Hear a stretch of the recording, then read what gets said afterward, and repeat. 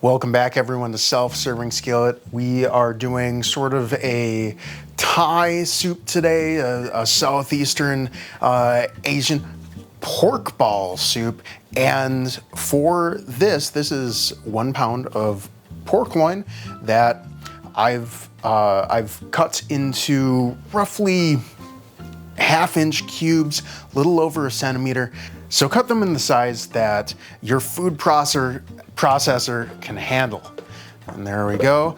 And I've gotten a little bit of chill on these. I've put them in the freezer for about an hour before we started here, because when they just have a little bit of crispy freezer-ness on them, they tend to be a lot easier to food process.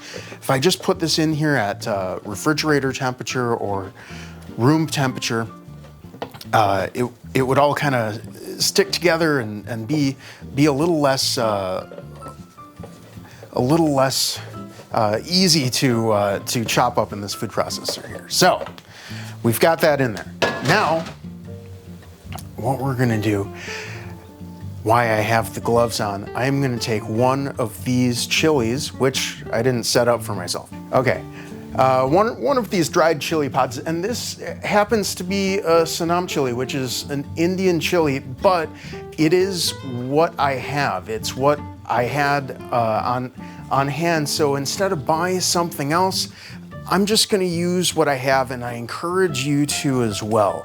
And we're going to use this for its flavor and not much else, which means that I want to cut it in half and take all of these seeds out and anything white that I see in there, because that is the capsaicin, which holds on to the heat. The skin holds a little bit of the heat, but generally we just want the skin of this chili pepper to hold on to that flavor. I want to cut these into manageable pieces. Everything's going in the food processor, so you don't need to go nuts. And then we can remove the gloves. Notice that my right hand was touching this pork and my left hand was touching the cutting board, so we are good to go with this cutting board. Now in here, what I want to do is these green onions. Every time I get some green onions from the store, and I know these don't look that great, but I'll tell you why in a minute here.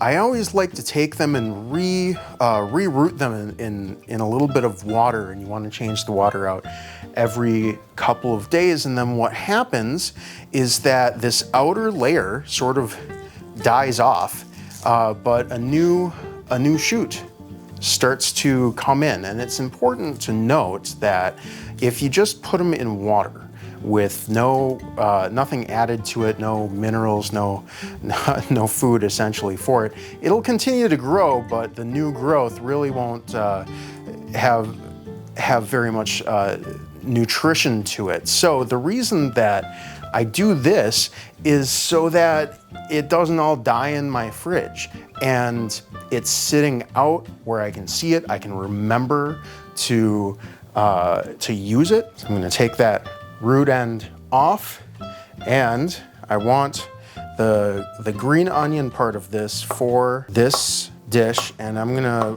do probably about 4 of these onion bottoms in here, and it works out because I want the onion tops for my soup. We are also gonna add a handful of fresh cilantro leaves. If you're one of those unfortunate people who tastes soap when you eat cilantro, you can use actual soap instead and you won't have to go to the store. That's a joke. Please don't eat soap. I hear that they use that as a form of punishment in some decades. And I do the same thing here for my cilantro. I like to chop the bottom off, put it in some water, just like flowers. It's not gonna keep for quite as long as those green onions, but it does have the benefit of getting it out of the refrigerator into my line of sight, so I know I have it, I can use it, and it's not taking up space in the refrigerator. So bonus, I'm gonna use about a handful of these cilantro leaves. I'm gonna reserve the stems for my my stock here. My stock, which is already made, we're just gonna simmer some ingredients in. That's enough cilantro, and it's going to go in the food processor, so no need to chop this. Doesn't call for cilantro stems, but can't hurt. It's going to make our stock even better. Our soup is going to be wonderful. The easiest way to peel ginger is with a spoon, but I'm gonna use part of this ginger to also simmer in my stock. So what I'm gonna do, which is infinitely easier, is take off these sides and corners.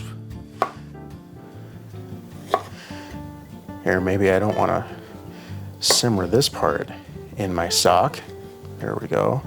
That's legitimately garbage, but the rest of this is going to be great for simmering and bringing out some ginger flavor in our soup. And the rest of that we can mince and put in our pork ball soup. If you don't have fresh ginger, you can probably just add about a big spoon of granulated ginger to your food processor. There you go. Ginger makes just any pork product so much better, but you also don't have to use pork with this. You could make regular meatballs and just kind of change the seasoning up. You could make chicken balls, which is great. You could do goat if you wanted to. Let me know in the comments if you want me to make a goat meatball video. Tell me why or why not you would watch that. Lemongrass, we went over this a couple weeks ago here. I'm just gonna remove this, two of these outer layers here that just sort of peel off because those tend to be a little more bitter. And we're just going to mince this. Maybe another cross cut would be very helpful. So we're gonna pretty much quarter our lemongrass. And they do sell already processed lemongrass, so there's no problem with using that instead. That is just fine. I only have this because my other soup, if you haven't watched the hot and sour soup, that soup had me simmer whole lemongrass in the stock. There we go. I'm gonna give this another chop. Once I get everything all together, we're gonna come through here and get our food processor's job just a little bit easier here. Lemongrass goes in, it smells wonderful. I'm gonna season this with a little white pepper, probably about 2 little spoons of white pepper and some Chinese dark soy sauce. You can use regular soy sauce if you want, you can use black pepper if you want. If you're using black pepper, I'd use about 1.5 times the amount that I'm using here, incorporated there. All right. White pepper, and I would call that about a big spoon of dark soy. Power! All right, so this took about a minute. I scraped down the sides and ran it for about another 30 seconds, and out comes the pork mixture. And that, I don't know, that smells amazing to me. I'm very excited for these pork balls. Now, before I get my hands all in there and everything, I'm gonna get a spoon because I want the balls to be able to fit in a spoon. I want it to be sort of most of what you get in the spoon if you're getting a ball, but I still want them to be able to be picked up and put in your mouth with a spoon. So let's just get in there, and this formed up so nicely. I'm very happy with this little ball there, and we'll see. Okay, so that's too big, so I'm gonna take roughly a third of that away. All right, and that will that'll shrink up as I go, so I think I'm gonna use that as the model for the rest of them, and I'll just sort of eyeball the rest here for the sake of brevity. From that entire pound of pork plus the added ingredients, I got 29 tiny meatballs. Your mileage may vary. You can make giant meatballs if you want and break them up with a spoon, or yours can be much tinier. But these are gonna go in the refrigerator for about 20-30 minutes until just letting them firm up a little bit. They were in the freezer beforehand. They're already a little bit cold, so I'm not too worried about it. But if you do this with ground pork, which is completely an option, please do that if the food processing keeps you from doing this. If you use ground pork, or if you just go from refrigerator cold, get it in there for about 30-40 minutes. And while we do that, we are going to infuse our stock with flavor, which it already has a bunch of. Look at that jiggle. That is a healthy stock that comes from the gelatin in the bones. And quite honestly, this is probably the best stock I've ever made. There we go. That's how you know it's a good stock. I want 6 cups, or roughly 1.6 liters, I think it is, of liquid in here. And I'm fine adding the water to the stock because remember, we made it to be very concentrated. And if you missed that, check it out on my Patreon. I just wanted to take a minute and thank my new Patreon supporters. Chuck Wright, who is pledged at the quail egg level. Chuck, you get all of my new content ad-free on Patreon. And Aaron Hess, who has pledged at the duck egg level. You get all of my content ad-free, all of my content a day early, and an extra episode a month. That's patreon.com/self-serving skillet. The link is in the description below. Go there for more details. Now, let's get this simmering, and to that, I want to crush 2 cloves of garlic and throw them in, skins and all. That's all flavor. And then everything else that I already prepared. All of the scrap, the onion and the cilantro scrap that I had, this is all going to get strained out, so don't be shy. The ginger scrap that I had skins on is just fine. Again, it's gonna get strained out. We're just gonna extract some flavor there. Lime leaves. These actually are lemon leaves. I couldn't find lime leaves, but if you can't find either, you can zest a lime. One zest of 1 lime should be equivalent to 3-4 lime leaves. We're going with about a half of a little spoon of sugar, and this is a big spoon of fish sauce. If you don't have fish sauce, go for maybe anchovy paste. If you don't have anything fish related, just get some umami flavor in there. Maybe a little bit of soy sauce. Then again, with our lemongrass, we're gonna take the first 2 layers off of the lemongrass, and I'm just gonna cut this in half and stick it right in 1, 2. There we go. Right in the simmering stock there. Come on. And these are a little bit tough, so be mindful of your fingers as always. We're gonna cover this.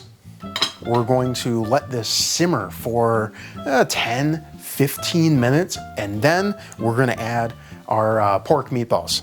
Once our stock has had a chance to simmer here, we're going to transfer vessels just for the sake of being able to extract all of this goodness here. All of the flavor is in our stock now, so we're going to build in our stock. Let's get this back on a simmer here, and we're gonna add our pork balls in. And you can cook these first if you want to, especially if you're not having them in soup. These are also great over a salad or some noodles. Just really versatile. But if we're putting them in simmering liquid, we don't need to cook them first because the liquid will do our job for us. Here we go. And once these are all in, I'm gonna wash my hands. I'm gonna add the juice of 1 lime.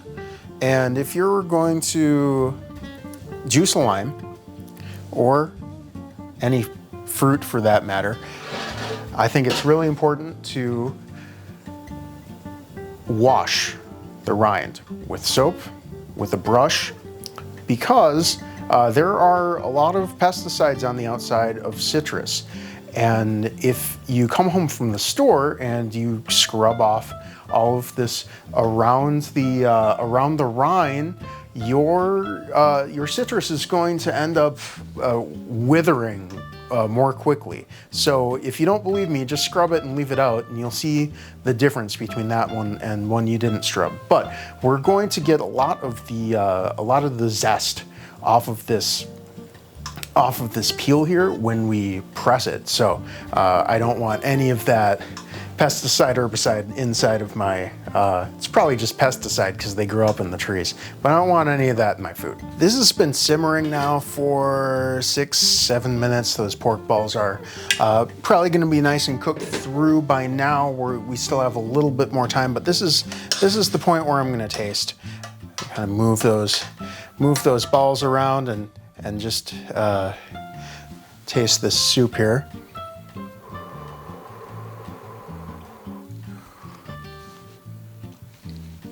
And that is excellent. That is exactly what I wanted. So what's gonna happen now is I have a whole bunch of spinach, the exact amount, I don't know or care because I'm just gonna use everything that I bought. I kind of really dislike the taste and especially the texture of raw spinach. So I'm just gonna use it all here. And we're just gonna take the next 2 minutes to wilt down this spinach in our soup here.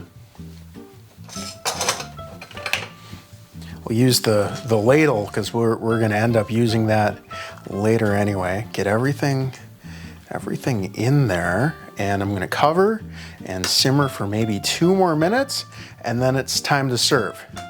See you there. All right, so we got 4 servings out of this pork ball soup. I estimate about 7 balls per serving. I'm going to serve this with some of those green onion tops that are left over from the green onions we chopped for the pork balls. You can also use scallions for that. And some chopped cilantro is going to be very nice. I will also squeeze a lime because there is lime juice in here. It's been simmered a little bit. You want layers of flavor. I'm going to go with the fresh lime on top of that. Let's give that a taste here. And that's just absolutely beautiful. You have such a wonderful, like, herbaceous character to it. It's nice and lemony from that lemongrass and the lemon leaves. Let's see, there's another element to the soup here, which is the wilted spinach. And that's great. The taste of the spinach doesn't overpower the soup. It just supports it a little bit with that little bit of vegetal quality.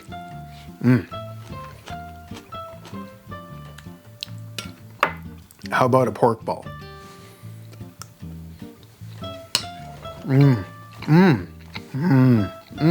It's really nice. The heat from that Sonam chili is very present, but it's not overpowering. Complements the soup nicely. There's a lot of nice ginger in there, sort of a different level of lemongrass. I really like that. That's pretty amazing.